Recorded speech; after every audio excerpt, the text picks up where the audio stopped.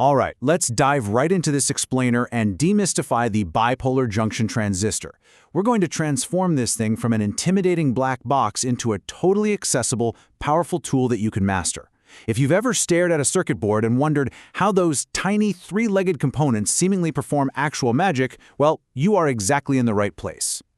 Here is our roadmap for today. We're going to logically progress from the basic definitions, right through behavioral modes, circuit orientations, and finally the mathematical formulas that define exactly how much muscle your transistor has. So let's kick things off with Section 1, Meet the BJT. We'll break down the basics of what this incredible component actually is.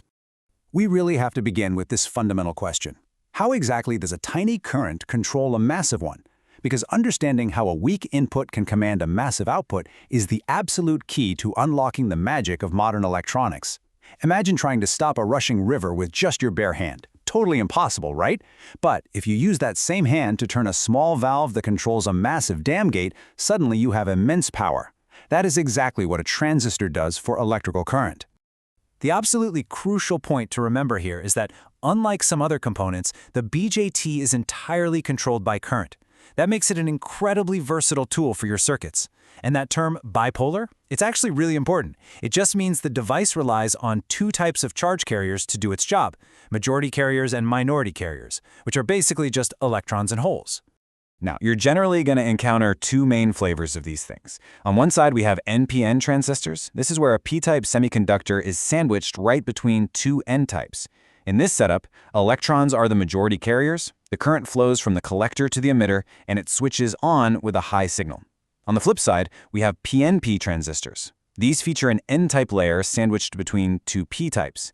In a PNP, holes are the majority carriers, current flows from the emitter to the collector, and it switches on with a low or negative signal. If we crack one open and look at the internal anatomy, every BJT gives us three distinct terminals. First up is the emitter. It's the outer region, and it's doped very heavily because its main job is to supply a massive number of charge carriers. Next is the base. This is the middle region, acting as our control valve. It is physically very thin and only lightly doped. Finally, we have the collector. This is the other outer region, which is physically the largest of the three, and it's moderately doped to gather up all those charge carriers that the emitter just sent through the base. Moving right along to Section 2, Regions of Operation. Let's see how manipulating the voltage at these terminals completely changes how the transistor behaves.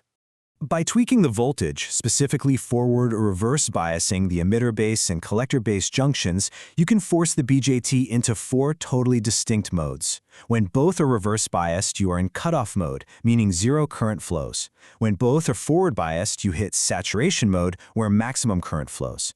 If you forward bias the emitter base but reverse bias the collector base, you enter the active region, and that is where the real magic of amplification happens.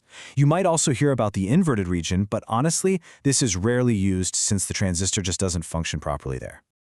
So how do we apply those regions to real-world tasks? Well, if you want to build a switch to turn a motor or an LED on or off, you bounce the transistor strictly between the cutoff and saturation regions.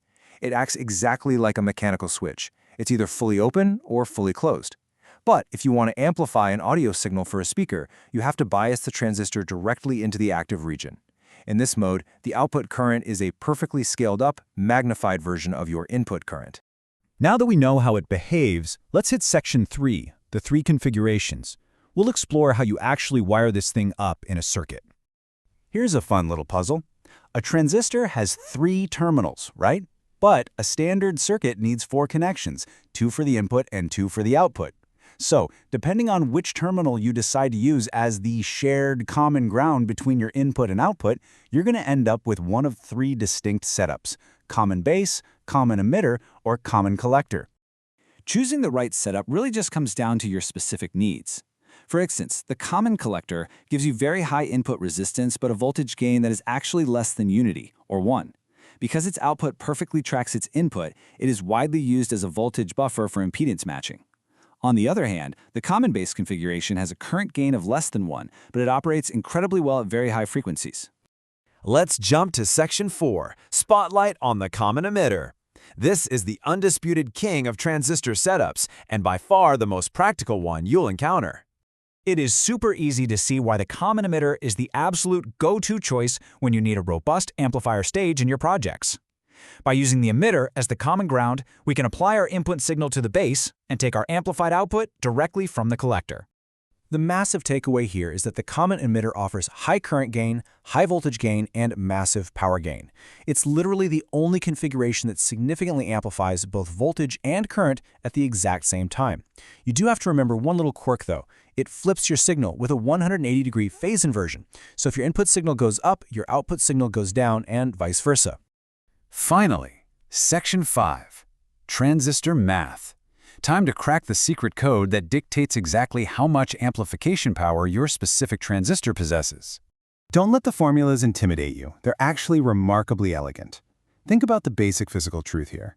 Because the base and collector currents flow into the transistor, they have to combine and exit through the emitter. That makes the emitter current, or IE, simply the sum of the base current, IB, plus the collector current, IC. And the best part? This holds true no matter what kind of circuit you build. When we want to measure a transistor's actual strength, we look at two crucial ratios. Beta represents the forward current gain in a common emitter setup. It's just the ratio of collector current to base current. Since base current is so tiny, beta is usually a pretty large number, anywhere from 20 to 300. Alpha, on the other hand, represents the current gain in a common base setup, comparing collector current to emitter current. Because collector current is always just slightly less than emitter current, alpha is always just barely under 1, usually sitting around 0.98. Now, because alpha and beta are describing the exact same physical device, they are mathematically locked together. You can seamlessly convert between the two. Alpha equals beta divided by 1 plus beta. Conversely, beta equals alpha divided by 1 minus alpha. This is an incredible trick to have up your sleeve when you're reading through complex data sheets trying to figure out your circuit's parameters, mainly because some manufacturers will only list one of those two values. So, we've totally demystified the physical anatomy, the behavioral modes, the circuit configurations, and the mathematical codes of the BJT. The only question left is, how are you going to apply this knowledge to your next great project? Whether you're building an audio amplifier, designing logic gates, or controlling a heavy-duty motor, the bipolar junction transistor is a foundational tool that puts incredible power right at your fingertips. Thanks for joining me for this explainer, and happy building!